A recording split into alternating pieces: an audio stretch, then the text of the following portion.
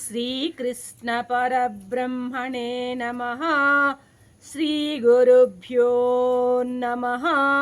శ్రీమాత్రే నమః. శ్రీగణేశాయ నమః.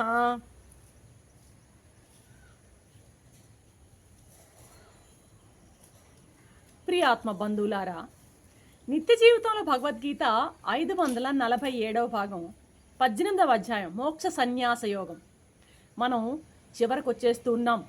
ఇంకా దాదాపుగా 10-11 శ్లోకాలు మాత్రమే ఉన్నాయన్నమాట. ఇక భగవానుడు నిన్నటి వరకు తన బోధను ముగించి ఇక తన బోధకు కావలసినటువంటి ప్రచార పద్ధతిని, సాంప్రదాయ విధిని తెలియజేస్తున్నాడు. ఇది చాలా ముఖ్యం. ఇక్కడి నుంచి ఉన్నటువంటి ఈ 11 శ్లోకాలు చదివితే కానీ మనకు భగవద్గీత మీద ఒక మంచి దృఢమైనటువంటి ఆ యొక్క నిష్ఠ కలగదన్నమాట.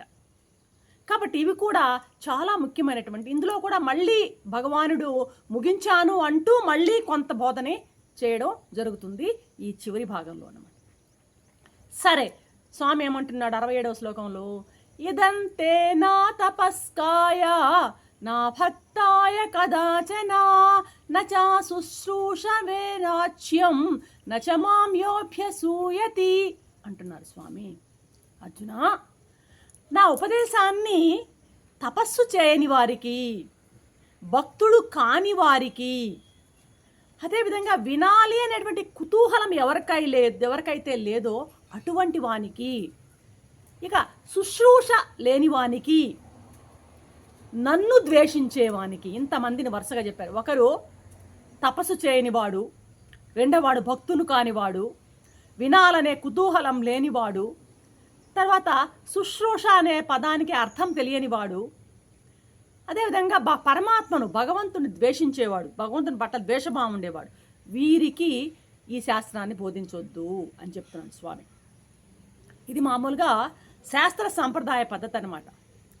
శాస్త్ర పద్ధతి కాబట్టి గీత అనేది సంపూర్ణమైన శాస్త్రం ఇది. కాబట్టి ఆ పద్ధతినే ఇక్కడ కూడా స్వామి అనుసరించండి అని చెప్తున్నారనమాట. సంప్రదాయ పద్ధతిలో దానికన్నా విడిచినట్లయితే అది ఏ శాస్త్రమైనా సరే అది భద్రంగా నిలవదన్నమాట కలకాలం. కాబట్టి సంప్రదాయ పద్ధతిని ఖచ్చితంగా మనం ఫాలో అవ్వాల్సిందే. ఇంకా చెప్పాలంటే ఉత్తమ విద్య ఇది, అధ్యాత్మ విద్య. అందులో చాలా పరాకాష్ఠ అయినటువంటి జ్ఞానం అన్నమాట, బ్రహ్మ విద్య అన్నమాట. బ్రహ్మ విద్య యోగశాస్త్రే అంటాం, కృష్ణార్జున సంవాదే బ్రహ్మ విద్య అన్నమాట ఇది.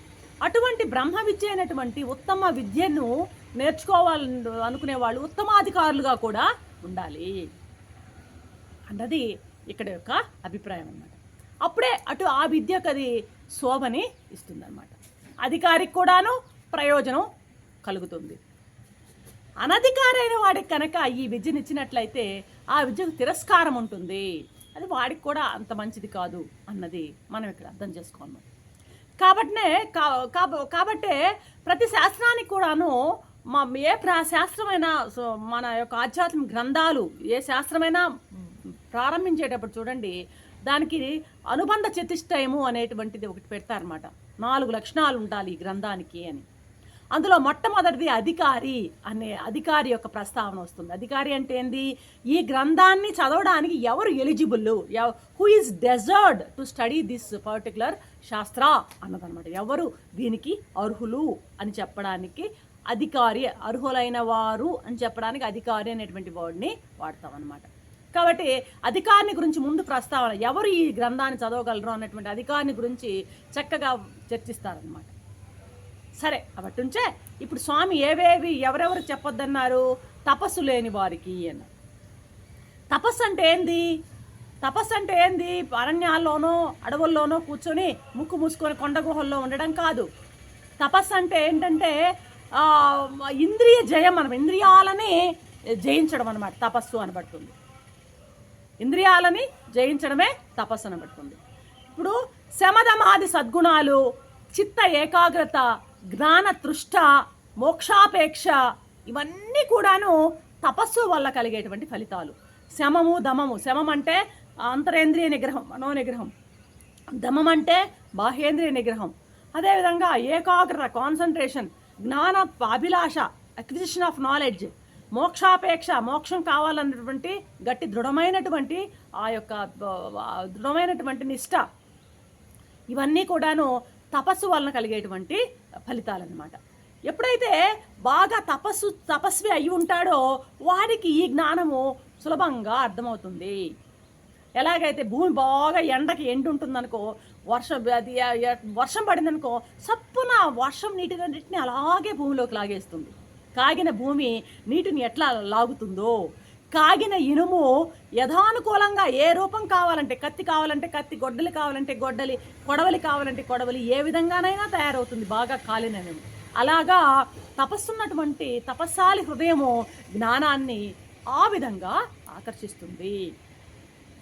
తపసా బ్రహ్మ విజిజ్ఞాస స్వ అని ఉపనిషత్తు కూడా పలుకుతుంది అన్నమాట. ఉపనిషత్తు యొక్క వాక్యం. తపస్సి కానివాడు ఈ అధికారాన్ని వారికి ఈ యొక్క జ్ఞానాన్ని పొందడానికి అధికారి కాదు. తర్వాత రెండవది ఏంది, ఎవడు భక్తుడు కాడో వాడు కూడాను ఈ జ్ఞానం పొందేదానికి అధికారి కాడు అంటున్నాడు. అసలు భక్తుడు కానివాడు వాడు తపస్సు చేసేవాడైనా చాలా తపస్వి కావచ్చు, మంచి తపస్వి కావచ్చు, ఆయన శమధమాదులు శీలించవచ్చు, సద్గుణాలు ఉండవచ్చు, చిత్త ఏకాగ్రత ఉండొచ్చు, జ్ఞానతృష్ట ఉండొచ్చు, మోక్షాపేక్ష ఉండొచ్చు, అన్నీ ఉండొచ్చు తపస్సు సంబంధించింది. అయినా భక్తి లేదనుకో అతనికి, వానికి కూడా గీతా జ్ఞానాన్ని ఉపదేశించరాదు అంటున్నాడు స్వామి అన్నమాట. జ్ఞానం అనేది మామూలుగా నిమ్నగ్రామం అన్నమాట. భక్తితో శ్రవణం చేసినప్పుడు వారికే అది లభిస్తుంది. భక్తితో కనుక విన్నట్లయితే విన్న వాళ్ళకి మాత్రమే ఈ జ్ఞానం లభిస్తుంది అనమాట. నెక్స్ట్ ఇంకోటి ఏమన్నారు, శుశ్రూష లేని వారికి చెప్పరాదు అన్నాడు. శుశ్రూష అంటే ఇక్కడ రెండు అర్థాలు. ఒకటి శ్రవణేచ్ఛ, వినాలా అన్నటువంటి ఒక అర్థం అనమాట. శుశ్రూష అంటే వినాలి అన్నటువంటి అర్థం. ఇక్కడ భగవద్గీతను వినాలి అన్నటువంటి అపేక్ష లేని వాడికి వాడిని కూడా శుశ్రూష లేని వాడి కిందనే జమ కట్టడం అవుతుందన్నమాట. కాబట్టి వినాలి అనేటువంటి ఇష్టం లేని వాడికి చెప్పకూడదు.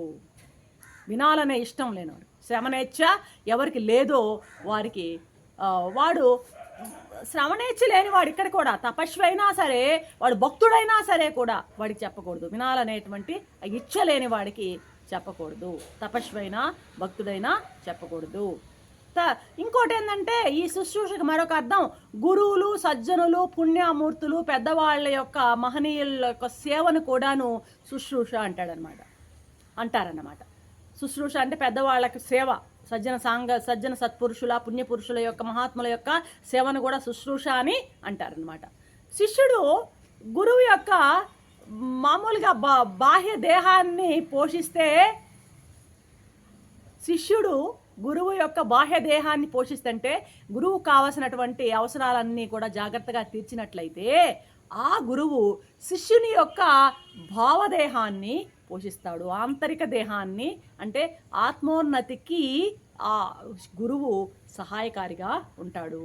శిష్యుడేమో గురువు యొక్క ఆ బాహ్య దేహానికి కావాల్సినటువంటి అవసరాలన్నీ చూస్తే, గురువేమో శిష్యుని యొక్క ఆంతరంగిక భావదేహాన్ని పోషించేటువంటి బాధ్యత గురువు తీసుకుంటాడు.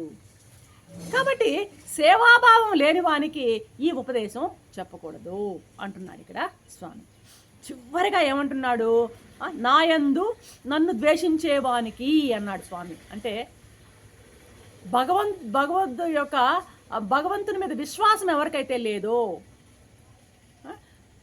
గీతాచార్యుడు అనేటువంటి కృష్ణుని మీద, కృష్ణుడు అంటే ఇక్కడ ఏంటంటే భగవంతుడు అని తీసుకోవాలి మనం. కృష్ణుడు అంటే ఆ మూడు మూరల కృష్ణుడు కాదు అన్నమాట. ఇక్కడ భగవంతుని మీద సరే అట్లా అనుకున్నప్పుడు గీతాచార్యుని అనేటువంటి కృష్ణుని మీద కానీ, ఆ గీతాచార్యుని కృష్ణుని కేవలం ఈయన ఒక మానవ మాత్రుడే, మూడు మూరల దేహం అన్నాడు. ఇప్పుడు అన్నాను కదా, ఆ మూడు మూరల దేహం ఉన్నవాడే అన్నటువంటి భావనతో ఉండేవాడు. భగవంతుని మీద విశ్వాసం లేని వాడికి ఈ బోధ ఉపదేశించరాదు. కాబట్టి